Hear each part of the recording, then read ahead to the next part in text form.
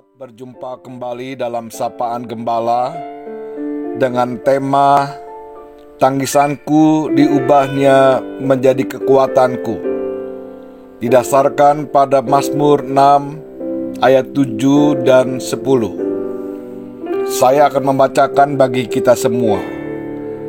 Lesu aku karena mengeluh, setiap malam aku menggenangi tempat tidurku dengan air mataku.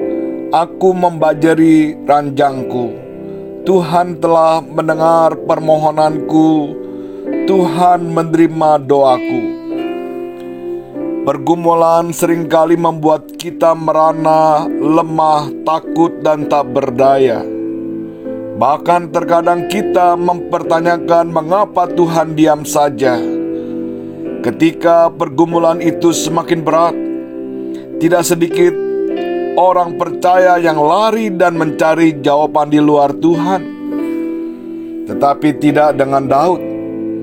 Dalam pergumulan yang berat, ia tetap mencurahkan isi hatinya kepada Tuhan, memohon belas kasihan Tuhan, dan ia mendapat kekuatan baru.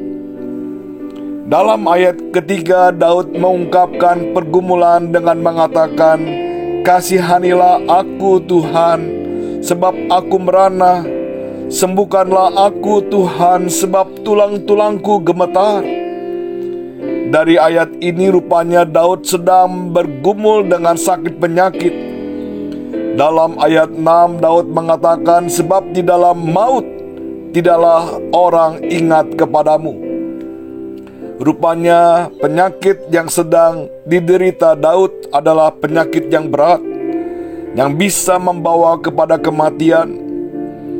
Daud berkata bahwa tulang-tulangku gemetar. Daud mau mengungkapkan bahwa ia berada dalam keadaan yang sangat lemah, tidak berdaya, dan diambang batas kekuatan.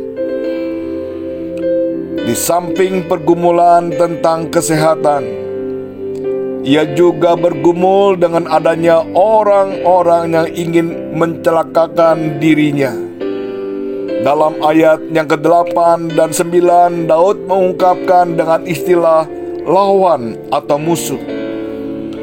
Berkali-kali Daud hidup sebagai pelarian menghindari kejaran orang-orang yang ingin membunuhnya. Teror yang terus-menerus itu sangat melelahkan jiwanya. Pergumulan-pergumulan yang silih berganti itu sangat merongrong hidupnya. Rupa-rupanya kesesakan dan penderitaan tersebut telah berlangsung cukup lama. Dalam ayat 4 Daud berseru, "Tuhan, berapa lama lagi?" Demikian juga dalam ayat 7 dan 8 dia menegaskan Allah tidak segera memulihkannya.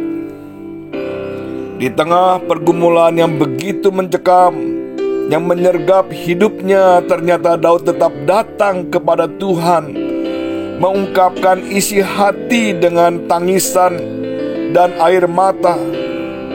Dalam ayat 7 dikatakan, "Lesu aku karena mengeluh setiap malam.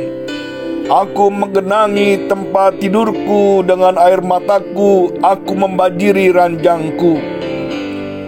Air mata yang sungguh di hadapan Tuhan merupakan pengakuan yang tulus bahwa ia adalah manusia yang lemah, yang membutuhkan kekuatan dan pertolongan Tuhan. Tangisan di hadapan Tuhan merupakan suatu tanda penyerahan yang penuh kepada pemeliharaan dan pertolongan Tuhan. Dalam ayat yang ke-9, ia berkata, "Menjauhlah kamu sekalian yang melakukan kejahatan, sebab Tuhan telah mendengar tangisku, Tuhan telah mendengarkan permohonanku, Tuhan menerima doaku." Ia tahu bahwa Tuhan telah mendengar permohonan dan melihat tangisnya. Air mata yang tumpah di hadapan Tuhan diubahnya menjadi kekuatan yang melimpah, sehingga ia sanggup berdiri kembali dengan keyakinan akan pertolongan Tuhan. Pernahkah kita mengalami pergumulan yang berat seperti Daud? Mungkin soal sakit penyakit atau terpapar virus corona yang menakutkan.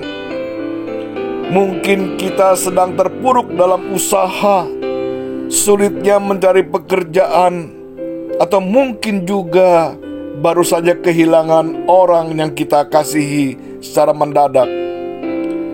Air mata yang tumpah di hadapan Tuhan bukan hanya ditampungnya dalam kirbatnya, tetapi juga air mata itu diubahnya menjadi kekuatan baru. Kiranya Tuhan menolong kita. Amin.